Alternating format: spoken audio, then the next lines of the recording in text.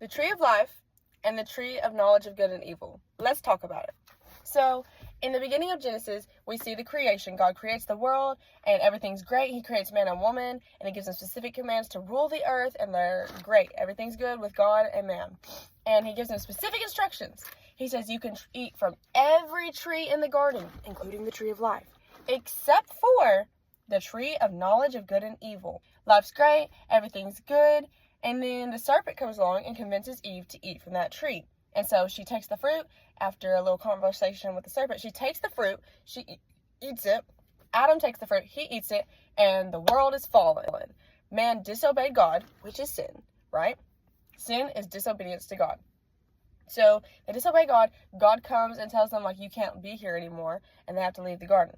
In chapter 3, verse 22, the Lord God says, since man has become like one of us, knowing good and evil, he must not reach out, take from the tree of life, and live forever. So the Lord God sent him away from the Garden of Eden to work the ground from which he was taken. He drove man out and stationed the cherubim and the flaming whirling sword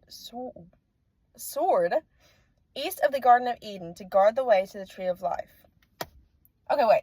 So some people will read this and be like, oh, well, God said that man's like one of him now, and so he can't live forever because he's scared God they're going to be as powerful as him. And honey, God is God. Ain't nobody more powerful than him. Others will say that, oh, this is because God's mad at humans, and he just doesn't want them to live forever. Like, he's mad at them, so he's like, I'm going to do this to get back at you. You do not get to live forever. That's not what it is. God said that man must not eat of the tree of life because he ate from the tree of knowledge of good and evil. When they did that, they sinned. So, it says that when we eat from the tree of life, you will live forever. But at the time, they had sinned. So if they ate from that, they would live forever in sin. They would live forever in their sin.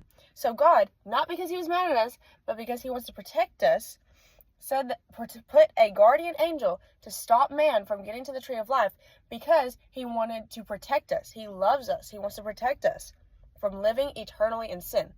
Which, by the way, God said, if you eat from this tree, you'll die. Sin is death. The wages of sin is death. And it says that in the Bible. So therefore, they would live eternally in death. God put a cherubim in the garden to stop man from getting to the tree.